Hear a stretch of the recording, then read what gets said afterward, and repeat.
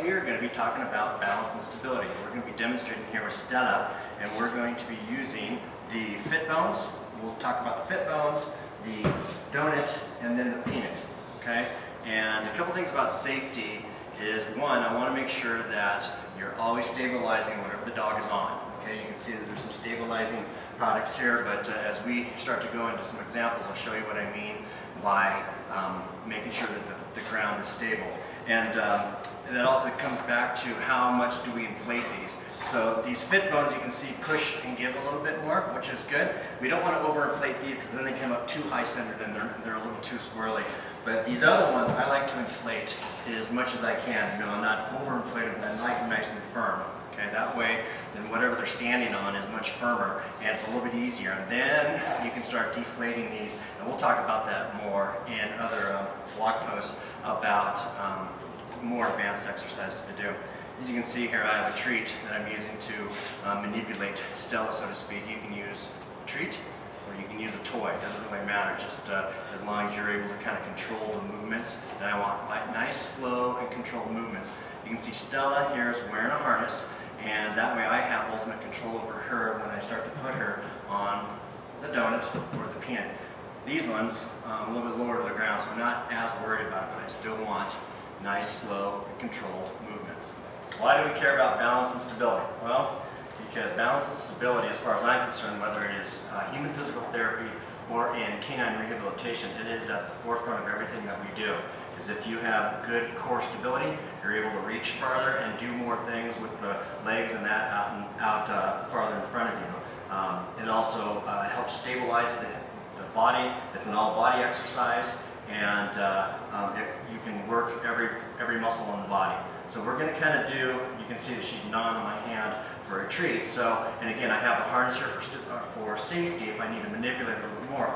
With the bones, laying down, you can really be random with them. I love having two of them. Okay, so I take a treat or a toy, whatever you feel is going to be the motivator, and I just start moving her over.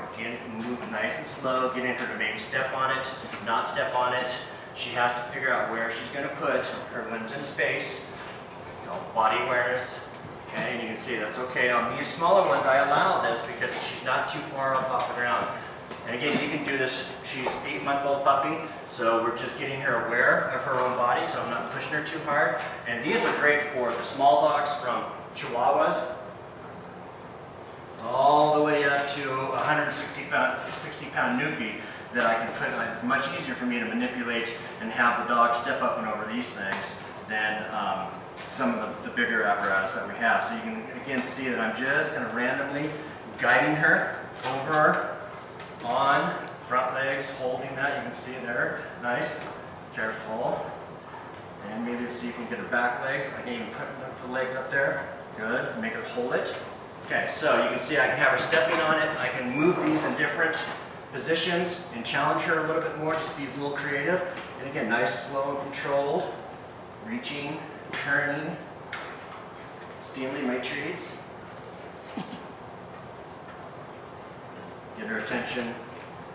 And again, you want to try to stick and hold things, so I'll go for duration. How long will she do it? Moving back and forth, move the head, move the body, stepping up and over. Very simple things just like this, creating all sorts of ways to get her stabilized. I love this. I use these all the time for any size dog. There's a variety of exercises that you can do with just two fit bones. And again, you space them out in different directions. You can stack them. You can get, there we go, good. We can start having her standing on all fours. Good. Sometimes you just have to place. Good. Move the head. I try not to get too much jumping, so I try to control that on this. Okay. Then I can turn them this way while she's like that. Have her try to step backwards. I can move her backwards, sideways. And again, with these, it's okay. If they're not stepping on them, they're still stepping over them, putting one foot on, one foot off. Just have some fun with it. Now we're going to start doing some exercises or some balance and stability stuff with the donut. And again, why do we care about balance? Well, balance is exactly that. We create balance. Balance amongst like weaker or stronger muscle groups. So as we start getting the dog standing up on top of things, you'll start to see some more muscle contraction, and you can really see the body working. Now for this, I'm still going to use the fit bones. This is good for helping me stabilize. I also have the stabilizing ring at the bottom, and I have a knee or my hand on it. I've decided to use more of a tug toy with Stella today on this, just to kind of show you some variety. I'm going to get her head and her desire, her drive involved, and kind of manipulate her up and over these things. So you can see already she's standing up on that donut house, see how it's leaning, and so I want to be careful, get her up on it, and I have a hand on it. And I have to be careful with this intensity because she wants to really tug, and I have to be careful. So I'm not really going to let her and engage her. That's why the harness is here, but I have it so I can manipulate her.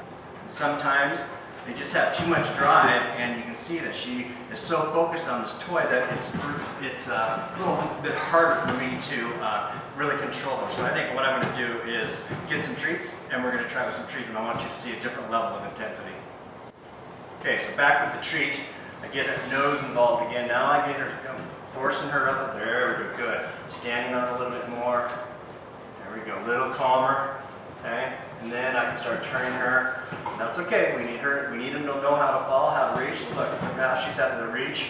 A little bit of a jump. But this is low enough to the ground that for most dogs I'm not too worried about it. But those smaller dogs, again, we never allow them to jump or fall off. So that's why it's important to make sure you trust what you're doing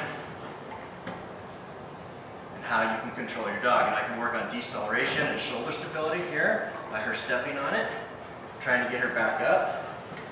Good. Turn her. And even if she's sitting, she's still having to figure out how she's going to stabilize on this. So I can do a couple things again. I can either do this with a toy, like I said. You can do this with a treat, or you can do this with your body. So then you can use your harness. And like I said, this is one of many harnesses up here. She's so good on this that I have, not a very thorough or very involved harness. But again, I can see how she's shaking there. I'm controlling her. So if she were to fall or something, I can quickly grab her, okay? And then use the treat or the toy again. Get her to try to hold it. Look at that. She's been working so hard, she's already panting. Of course, she sees a little piece of that treat on the ground. That's all right. You see how she wanted to kick that out, but I had the control. And if I anticipate that she's going to be a little out of control, then I have to bring down my support or bring up my support a little bit more. And that's why I'm back here kind of squeezing the donut between my knees here so that I can maybe use two hands. All these exercises are absolutely appropriate for any age of dog. From puppy development, I got her on these things as early as was it 3 months we started in this, to even my other dog, seven years old, getting on doing some of these different exercises as well to help with him. Because again, balance and stability helps all dogs through the ages. But you can see she's already standing on and trying to stabilize on this, and this is what's great about that bone, is that it doesn't really roll too far, and so I can really work on hind end awareness. And then, again, I can get her right up on top. And sometimes, they don't want to crawl up on top of it, and sometimes you just got to put them on it. So I pick them up, put her on it. And again, that's where the size comes in, because if it's easier for me to stand up comfortably, then I can control the dog comfortably. And again, you don't see that it's moving. And again, now I can manipulate her more on this by moving her head around with the treat or the toy. I have my hand on her here on the harness, so if it does come out or she decides to jump, I have her. Okay? Now, I can do 3 things really to make it hard for her. I physically, while she's standing on it, I can move her back and forth in different directions. You can see that I can then focus. She has to try to adjust. And I'm not pushing her to the ground. I just want to engage the muscles. And this works shoulders, core, and hind end, because I'm really kind of messing with her a little bit. And they're just little movements. And again, you can see her start to bounce, okay? Then I can hold her more stable, and I can move the peanut underneath her. I can move this out of the way to give me a little more instability, if you want to call it. And then I can start moving this. I can use my leg to bounce, and because it's up against a wall or something solid, it's still safe. Then I can start maybe moving it out here, and you can see how she's leaning to try to deal with that instability. So again, nice, slow and controlled, safety. Can't get her used to the movement. Okay. I can move back and forth, quick movements. And again, think how many times that a dog goes running around, slides into something, and this way you have that awareness beginning for the dog to be able to be looking at something and have to know where its feet are in space. Otherwise it's going to fall. And this will help prevent injuries of anything, whether it is the old dog that butterflies out when it hits a patch of ice, or a dog retrieving something and slides out from underneath it. The more awareness it has, joint stability and core strength, the less likely it is going to have an injury.